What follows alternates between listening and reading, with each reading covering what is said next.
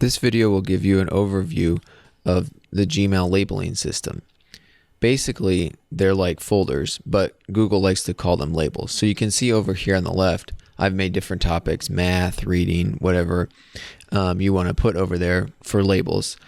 And if you were perhaps in GroupWise, you would click on an email and drag it over to a list. So if I drag this one over to math, it moved out of my inbox and now it's in the math folder. I can come over here and drag it back to my inbox.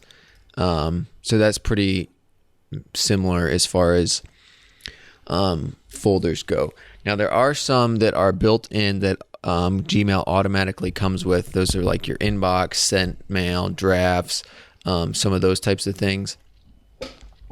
So basically I just want to kind of show a couple of the different things that the way Google treats email and how they think about labels as being different than folders. Basically the same idea, but labels do enable you to have a couple additional features.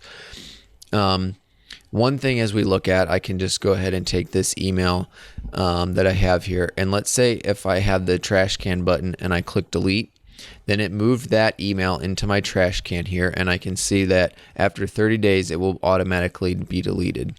And then if I go to my spam folder, I'll see the same message. After 30 days it will be automatically deleted. Now the main thing about that is the only time that an email will be deleted is if it's been in the trash for 30 days or if it's been in the spam for 30 days and then it's gone for good.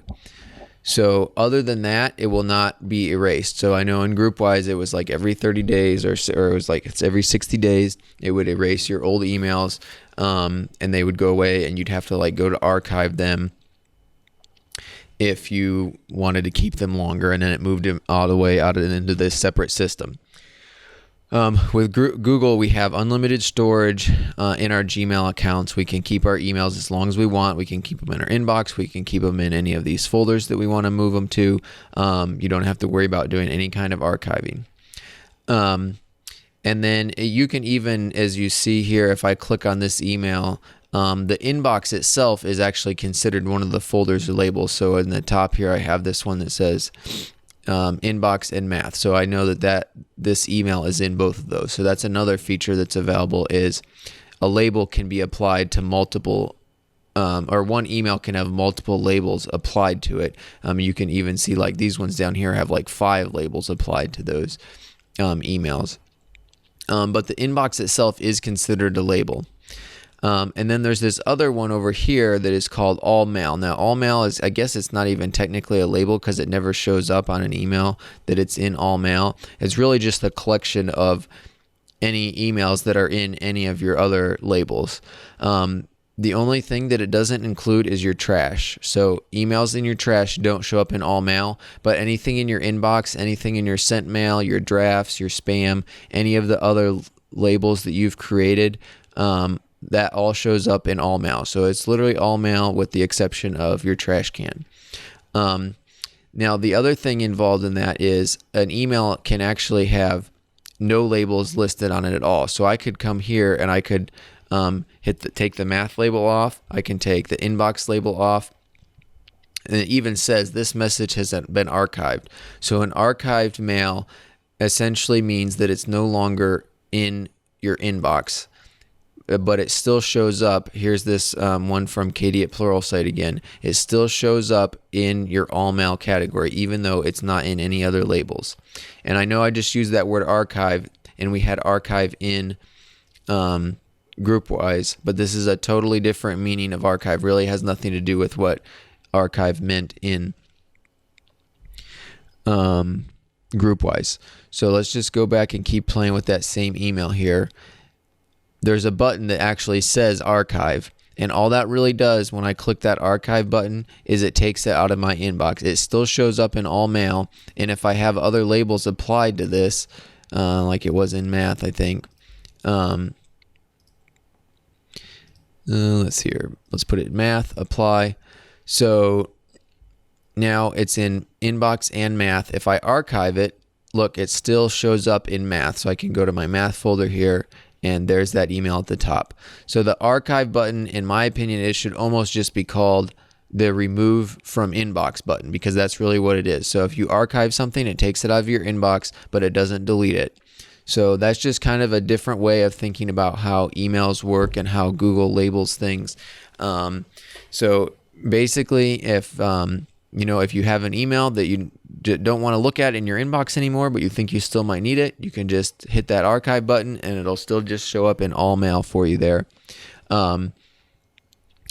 And like I said, we have the unlimited storage. And if you want to create more labels, you can come over here to this More Labels tab on the left, drop down, and then you can create a new label where you can type in the name. And then you can also manage labels and see a lot more options for how they're organized and which ones are showing up there. Another thing too, a lot of people see is when you create a new label, nest means just to make a subcategory or a label under a label. Now it'll only let you nest something after you've already created one. So I've already created labels, and you can even see I have a super important under my to-do list here. That's the one I've already nested. So it's just a subfolder there.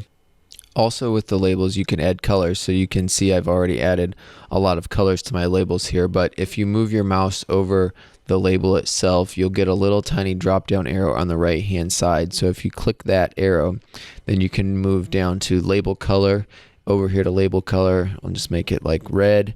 And then you can see that the emails that are in that label, it added the red color to them. So just move your mouse over that little tiny arrow there and choose the color that you want to have. If you use these, move your mouse over these buttons at the top here, you'll see the words show up as you highlight them to see options. If you use the move to, if I'm checking this email in my inbox, and let's say that it's, I really want this to be a reading.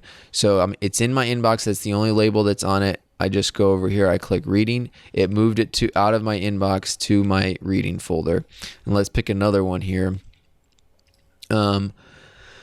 If I want to just leave it in my inbox but add labels to it, it's still in my inbox. I still need to action it, but I know it's going to deal with reading, and let's say there's math and reading things in there. I can click apply. So I've added math and reading with this button. So the labels button here is different than the one that moves it over here. So showing that. So then if I go back to my inbox, I can see this one. It's in my inbox and it's in math and reading.